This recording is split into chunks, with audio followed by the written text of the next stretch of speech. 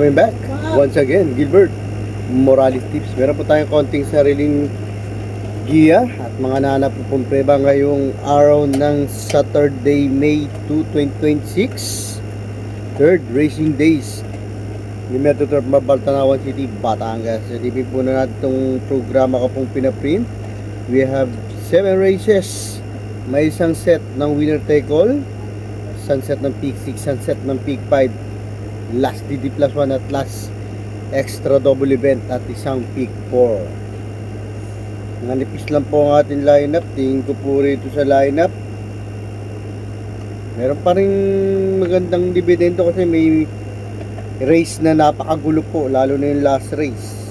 Mababang grupo po at sana po makaraos po ang ating mga Gilbert Morales Tips. Ang tanging hangarin lang po ng aking maliit at muntik pong white channel.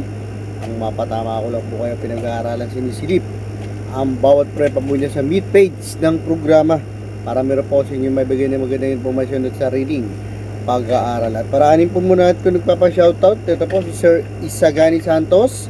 Pinapa-shoutout niya si Annie Jambi ng Laylay Marinduque. Diyan po sa Laylay Marinduque. At sa inyo po, shoutout po, mabuhay po kayo at maraming salamat po sa inyong panonood. At di ko na tatagalin, good luck and race number 1. 3-year-old and above, maiden race. Ito mga non-placers. Ibig sabihin po na non-placers, nasa mga laylayan po ang mga preba po nito, mga hindi tumitimbang. I-start po ng winner take all event, the distance of 49 meters, 6 horse po maglalaban-laban. Dito po anybody's race po to. Biglang may sumisibol po rito. Kala mo walang preba pero maganda pala tinatapos, tagong preba. Pero dalawa ang aking choices. Pampremera ko na rin po dito. Nalalaban po to sa placers, kaya pampremera ko po siya yung numero 2 na si Courage. Ito horse to beat. May 1.29.4 po to sa distansya 49 meters. Sa kabilang karera sa PJC, ang gagabay po sa kanya si GM Ciego noong April 25. Doon po sa kabilang kariran sa PJC, 4th place po to kala Queen Liam. Kung siya nasigunda po doon si Idol Mama. Ang Panigunda, pwedeng mabigay ng upset. Tingin ko po ito ang magdadala ng marcha. Kasi po anak po ni What Up and Feeling po to. Ibig naman po natin What Up and Feeling, magaling po yun. Isang di bandera po yun, si What and Feeling. Yung numero 1 na si Rox Teddy, tingin ko po ito magdadala ng marcha. At may preba po siyang 1.17 sa PJC sa 12 meters. Nagabay po sa kanya si Carlo Diala noong April 22. Sa kabilang kariran sa PJC, pang-anim po to Kaya confident surge kung sa nasigunda po doon si I Dominate. Let's move on po tayo sa race number 2, Pillar rating base last 4, division 42 to 56 point split bracket. I-start po ng peak 6 event po nito with the distance of 49 meters, 9 horse po ang maglalaban-laban dito. Baliktaran na lang po ako dito, dalawang pili pero tatlong entry, 6 and 1, 1 and 6, 6 pampremera galing sa panalo na si Tanya. Ito stayer horse, susunod lang po to. May 1.26.2 po to sa 49 meters. Nagabay po sa kanya si RC Onak Baldonido noong March 21. Doon po sa kabil, dito rin po sa MTCI, pang-5 po to kala gamer winner. Kung nasigunda po doon si Pet Waiter. Pero galing po sa panalo to. Ang tinalo po nito ay sila sa Saratoga Chrome. Ang Panigunda, pwede pang primera, kwadra po ng mga Morales, yung 1N1A1 make no mistake. May 1.28.4 po to sa 49 meters. Nung nakaraan po, pang-5 po to akala River Rose. Opulent 1A Saint Sisant. Ito may 1.28.8. Bagong baba po siya rito. Ito mga nakakalaban po nito, sila Sansalicious, Prince Job, Prince Claudia, sila kaya tingin ko po ito po yung Mayamado. May 1.28.8 po to sa 49 meters. Gagabay po sa kanya si Jericho Serrano. Let's move on na po tayo sa race number 3, Pillar rating base last 5, division 70 to 41 point split bracket. Start naman po ng peak 5 event po nito with a distance of 49 meters, 6 horse po maglalaban-laban. Ito anybody's race. Kung may pangpuhunan, i-all na po natin to. Iba-iba po na nanalo po rito. Dalawa po ang aking tips.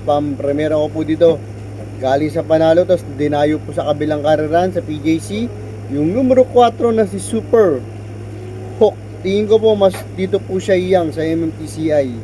May 1.31.8 po to sa 49 meters. Gagabay po sa kanya si Jonathan Diuco noong April 26 sa kabilang kararan sa PJC. Pang-5 po to kalasinag. Na-reverse po siya ni Sinag. Nasigunda po dun na si Lite Ani. Pero yung nakaraan dito sa MMTCI, tinalo niya po to sila Sinag. Nabalikan lang po siya. Ang panigunda, ito na tersyero naman po dun sa panalo ni Super Hook. Ito, ma-rate lang po ni Nete. Malaki po panalo yung numero 2 na si Malbatan Island. Ito, may 1.32.6 po to sa 49 meters. Gagawin po sa kanya si Carlo A. Diala. Third place po siya kala Super Hook ng last run. Nasiguda po doon si Sinag. Kaya sumubo na po tayo sa race number 4 kung bago or nadaan pa lang po dito po sa aking maliit at muntigo pong YT channel, Gilbert Morales Tips. Like and share, subscribe para di na po nag-search, di na naghahanap. Gilbert Morales Tips, subscribe na po agad at like and share. Maraming salamat po sa inyong lahat. Dito po race number 4, Miller Connecting Base /4 Division 40 to 56 point split bracket with a distance of 49 meters. Peak 4 po to. Start po ng peak 4. 8 po ang maglalaban-laban dito. Diado po ang aking pili po rito Pampremera ko po dito yung numero 3 na si Robotic Clay. Ito yung grupong kinatalo niya, kaya pampremera ko po siya. May 1.28.2 po to sa 49 meters. Gagabay po sa kanya si Peter Jan Alabataguse noong April 17 sa MMTCI na rin po. Pang-5 po to, Kalabatang Cabrera, kung sinasiguda po doon yung couple entry niyan si player Andre. Hindi na po siya nilabang kasi nandun na yung couple entry niya, kaya pang-5 lang po siya doon. Ang panigunda, ito bagong baba rin po sa grupo. Kabayan naman po ni Sir Melvin Concepcion yung numero 6 na si Matikas. Melvin Raimundo pala. Sir Melvin Raimundo. May 1.28.8 po to sa 49 meters. Gagabay po sa kanya, regular rider niya na si Luis C. Lunar. Let's move on po tayo sa race number 5, Field Rating Base Class 5, Division 17 to 41 point split bracket. Last DD plus 1 last straw double event, the distance of 49 meters. 10 horse po ang maglalaban-laban. Ito, start na po ng anybody's race. Dito na po yung pinakamahirap na karera, race 5, 6, 7. Kaya tatlo po ang aking mga choices na po rito. Ang primera ko po dito, Maceda Stable, yung numero 3 na si Giselle's Princess. Ito may 1.33 po to sa 49 meters. Gagabay po sa kanya si JC De La Cruz, pero gumagawa po ng 1.28 po to Mga nakakalaban po nito sila King Hans. Ang gagabay po sa kanya si JC De La Cruz noong April 1. Bararan niya po, pumreba po siyang 1.16.6 po dun. Ang panigunda, ito po last to enter. Tingin ko po, ito ma-rate lang po to at maisabay ng Inete. Malaki po panalo. Diado pa po yung numero G's na si Waluk. Ito may 1.28.8 po to sa 49 meters. Nagabay po sa kanya si RJC Tabor noong April 19. Dito na rin po sa MMTCI. Ang 12 naman po to kala Early Bird. Kung sa nasiguda po dun si Marengo. Ang Pantersero or Pandeado ito na Yamado po nung last round po to. Parang wala lang pong tinakbo. Pero pag magaling po at maganda po lineup, biglang nilalabas po to. Kabahay po ni Sir Art Aquino yung numero 7 na si Hot Legs. Ito may 1.27.2 po to sa 49 meters. Nagabay po sa kanya si CB Garganta noong April 19. Doon na rin po sa MMTCI. Pang-8 naman po siya kala Early Bird. O siya nasiguda po doon si Marengo. Let's move on na po tayo sa penultimate race. Race number 6. Field Rating Base Class 4 Division 42 to 56 point split bracket with a distance of 49 meters. 8 horse po maglalaban-laban dito po. Dalawa po ang aking pili. Pampremera ko po dito, Horse to Beat. Parang nagtaktak lang po ng kalawang nung nakaraan. Yung numero 3 na si Queen Marchesa. Ito may 1.25.8 po sa 49 meters. Nagabay po sa kanya, regular rider niya na nagpapanalo sa kanya, change jockey na si Tanya Nabarosa. Ito may nung April 19, 4th place po siya. Kaila Madre Taberna, kung sinasigod na po doon si Phil the Burn. Ang panigunda, hindi po nawawala ang main upset sa larangan ng karera. Parang yung Go Santino lang po, sabi ko nga po, si Balisong tsaka si Succeed pwedeng talunin ni Go Santino Go. Kaya yung mga nakakuha ng tip ko po dun, congrats po sa inyo. Fourth choice na malayo po si Go Santino dun, pwedeng, sabi ko nga po, pwedeng magbigay ng upset. Yung numero 1 na si Golden Diet, ito may 1.14.8 po ito sa distansyang 1200 meters. Dito na rin po sa MMTCI. Gagabay po sa kanya si Ryan A. Base noong April 17. Dito na rin po sa MMTCI. Second place po to kay Linz Pride. Let's move on na po tayo sila sa race number 7. Parating ko nga po sinasabi, pag huling karera, mga pandiyado kursunada na po puso nyo po ay inyong isang mga akala naman po, sariling Gilbert Morales Tips.